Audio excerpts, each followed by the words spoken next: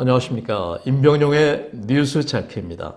세계인의 스포츠 대축제인 올림픽이 기대와 우려 속에 대한민국 평창에서 개막됐습니다. 혹독했던 찬바람도 훨씬 부드러워졌죠. 대한민국 뉴스를 경마의 기수처럼 경쾌하고 박진감 있게 이끄는 뉴스 찾기쇼 바로 시작하겠습니다. 네, 오늘의 첫 소식은 세계인의 스포츠 대축제인 올림픽이 강원도 평창에서 개막됐다는 뉴스입니다. 핵무기로 전 세계를 위협하고 있는 북한의 정치적인 제스처에 국제사회가 연합된 대응을 하고 있는 것만 빼면은 올림픽은 인류 역사상 가장 비정치적인 평화와 화합과 또 인류애의 표본으로 자리 잡아왔습니다. 그런데 벌써부터 우리는 경기도 갖기 전에 북한의 미녀 응원단에 더 관심을 쏟아내고 있고 현송월의 나이가 몇 살이냐 예쁘다라 하는 그런 쪽으로 마음을 뺏기고 있습니다. 어느 분은 공마단 서커스에 취하듯 현송월 악단에 취한 평양올림픽이다. 이렇게 우리 올림픽을 곱지 않은 시선으로 말하는 사람도 있더군요. 어느 측면으로 보면은 그렇기도 하겠죠. 당당한 올림픽 개최국이 자기 나라 국기도 들지 못하게 하고 단일팀을 구성한다는 그런 명목으로 아이스하키 수백 수천 시간 훈련에만 몰두한 우리 선수 중 일부를 빼고 북한 선수를 집어넣는 등 좀 속상하기도 할 겁니다. 오늘 아침 모 신문에 헤드라인에 이런 기사가 있었습니다. 두 번의 눈물, 20년 기다림, 축제가 시작됐다. 그랬습니다. 지금 축제가 시작이 됐죠. 하지만 우리나라가 주인이 되어 치르는 대한민국 올림픽이라는 생각으로 좀 아쉽고 화가 나시는 분들도 좀 마음이 너그러졌으면 좋겠다는 생각을 또 가져봅니다.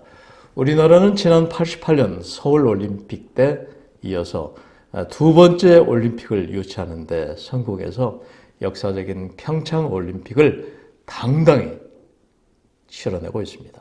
국민적인 자부심을 가져도 좋습니다. 이번 평창올림픽에는 전 세계 92개 나라에서 2,920명이 참가해 무려 17개 종목에서 내 나라의 명예와 자존심을 걸고 기량을 겨루게 됩니다. 우리나라는 지난 88 서울올림픽 때 기억하시겠습니다마는 종합 4위 기록을 당당히 해내는데 이번 평창올림픽에서도 이 4위 기록을 따낸다는 그런 목표를 갖고 있습니다. 우리 모두 한마음 한뜻이 돼 대한민국 선수단 힘껏 응원해야 되겠죠. 두 번째 뉴스잡기 소식은 이재용 부회장을 풀어준 정영식 판사를 파면하라 이런 뉴스가 많은 신문들 헤드라인을 차지하고 있습니다. 삼성전자 이재용 부회장이 포괄적 뇌물 혐의로 구속된 지 350여일 만에 풀려났습니다. 이를 두고 지금 한간에는 항소심 재판부를 향한 비판이 심상치 않게 일어나고 있습니다.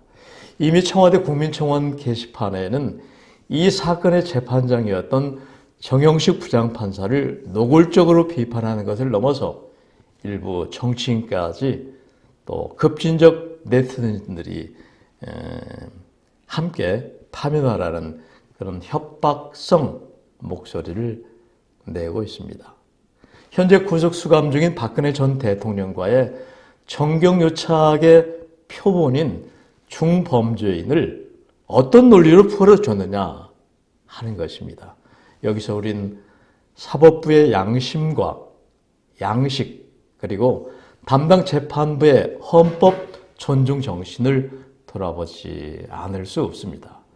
법관은 오로지 헌법과 법률 그리고 법관 자신의 올바른 양심에 따라 판결을 내릴 의무와 권한을 독립적으로 부여받은 존재라는 사실 말입니다.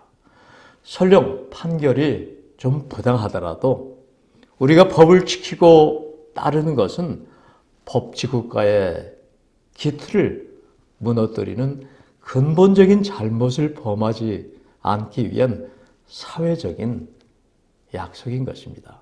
기원전 470년 소크라테스는 악법도 법이다 라는 말을 남기며 엄숙하게 사역을 받았던 역사적인 기록을 우리는 잘 알고 있습니다.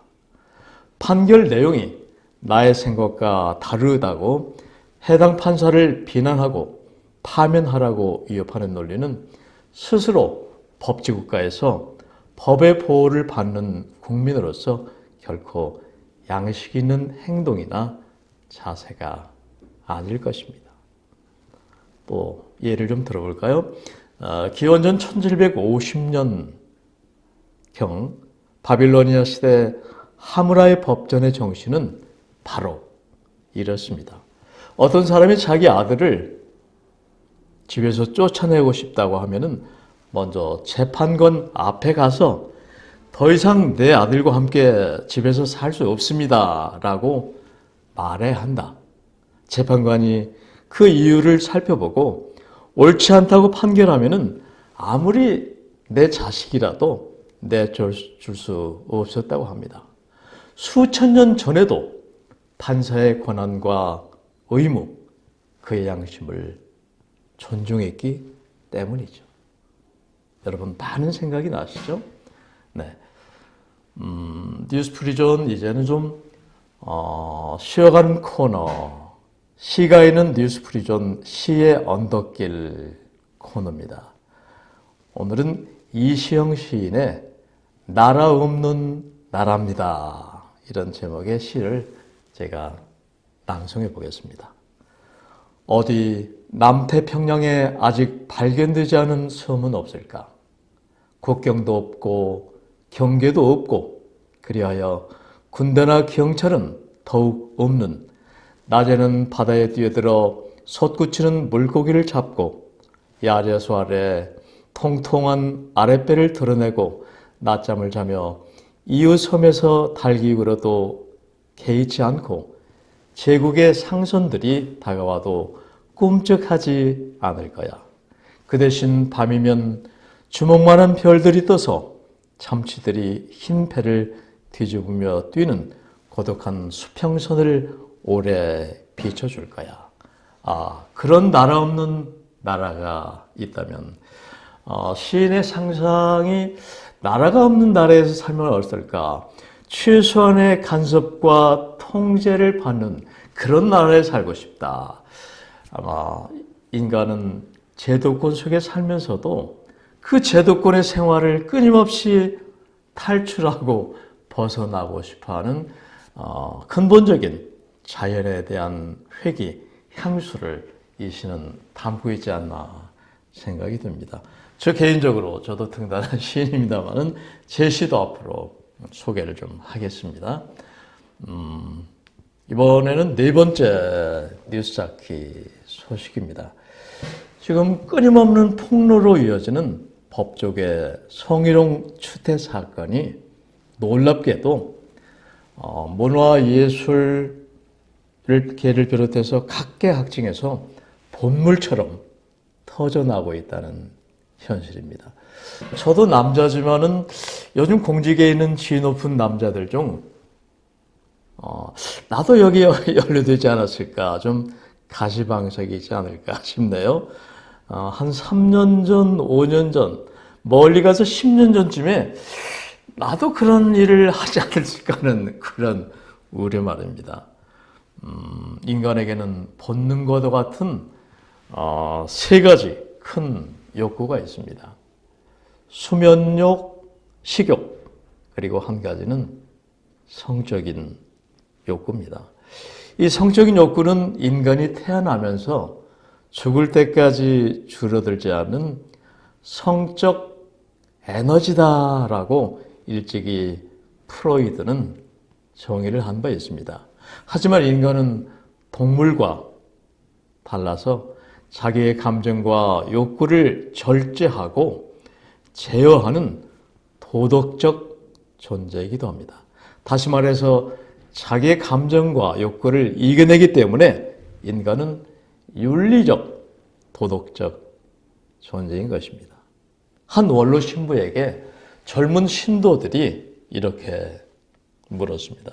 신부님은 평생 독신으로 사시는데 성적인 욕망을 어떻게 끊습니까?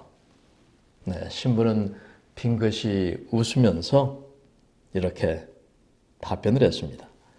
욕망을 끊다니요.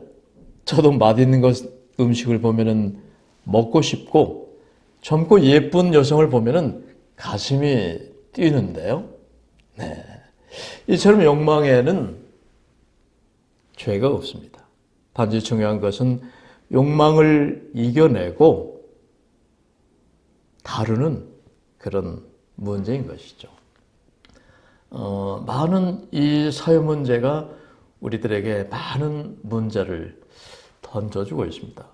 과연 직장 내의 성희롱, 성추대가 끊임없이 공직사회에서, 일반 사회에서, 밖에서 일어나고 있다는 것은 왜일까? 근본적으로 인간의 욕구에 대한 절제심, 또 여성을 비하하는 성적인 대상으로만 바라보는 데 있지 않나. 남성들 좀 반성해야 되지 않을까요? 어느 고위 공직자가 어느 날 이런 문자 한 통을 받게 됩니다. 모든 게 탄로났다. 어서 피해라. 자료를 넘겨줄 테니까 500만 원을 본 계좌로 보내라. 네. 순간적으로 사색이 된 이 사람은 자신이 뭘 잘못했고 비리가 있었는지도 모른 채 500만 원을 보내게 됩니다. 이 내용 알고 있는 분들도 많이 있을 거예요. 어떻게 보면 6, 70년대나 써먹을 수 있었던 이런 사기범의 수법에 걸려들고 넘어간다는 것은 뭘 의미할까요? 좀 우습기도 하고 씁쓸하기도 하죠.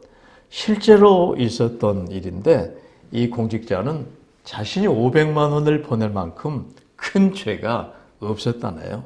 그런데 왜 발이 저렸을까요?